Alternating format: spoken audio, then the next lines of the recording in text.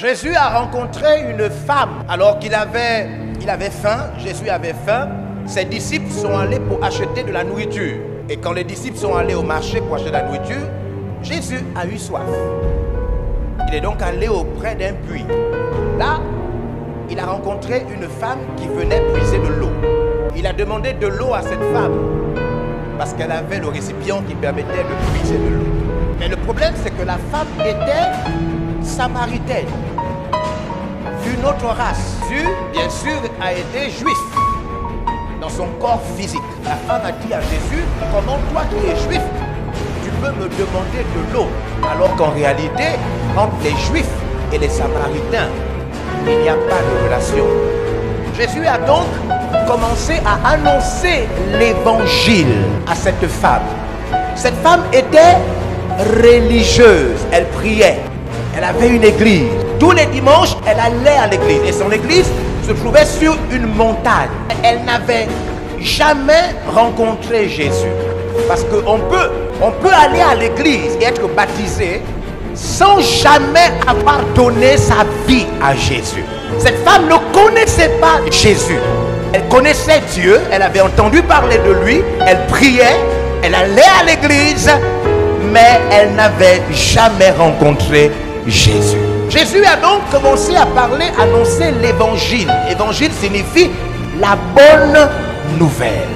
La bonne nouvelle de Jésus. Et donc cette femme s'est rendue compte que Jésus était le Fils de Dieu.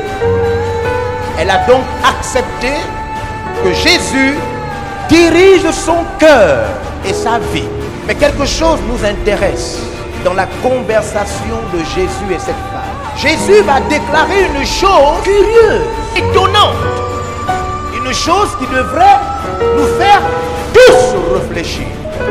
Jésus va dire à cette femme, l'heure vient. Et cette heure a déjà commencé. Où les vrais. C'est impressionnant, puisque lorsque Jésus parle, monsieur les chante, les musiciens, les choristes, écoutez-moi. Quand Jésus parle, David a déjà adoré Dieu. Yes! Mais il n'y avait pas encore de vrai adorateur. Amen. Les psaumes avaient déjà été écrits. Mais pour Jésus, la véritable adoration n'avait pas encore commencé. Les fils de Corée, les fils d'Asaph avaient déjà rédigé les cantiques, les psaumes. Jésus, l'heure des véritables adorateurs n'avait pas encore. Cela veut donc dire que adorer, prier, adorer Dieu par le chant et par toutes ces choses sont des bonnes choses, mais la vraie adoration vient quand une autre chose s'ajoute, une autre chose. Tout le monde, avant la déclaration de Jésus, pensait que Dieu avait été adoré par l'Ancien Testament et toutes les formes d'adoration. Par la déclaration de Jésus à cette femme, Jésus nous fait découvrir que toutes ces formes d'adoration n'étaient pas vraies. Car l'heure vient, elle est déjà venue où les vrais adorateurs adoreront le Père en esprit et en vérité. Voici les adorateurs dont le Père a besoin.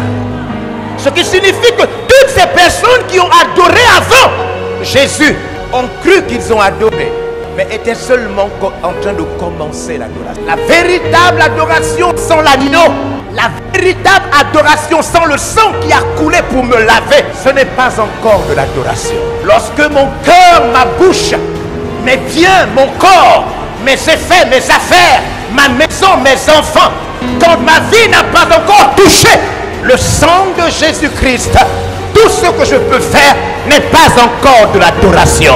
L'heure vient, elle est déjà venue où les frères, ceux qui vont chanter en étant lavés, purifiés de leur iniquité, ceux qui vont rentrer en contact du sang précieux de Jésus-Christ, ceux qui vont être déclarés justes malgré leurs fautes, ceux-là seulement pourront adorer Dieu en esprit et dans la vérité. espérons que vous avez été bénis par ce message de l'apôtre évangéliste Georges Olivier Bazabois. Vous pouvez permettre à d'autres personnes de jouir de cet enseignement en devenant partenaire par vos dons, dîmes et offrandes au numéro de compte inscrit. Que Dieu vous bénisse, vous qui permettez à l'évangile de se répandre par votre participation financière.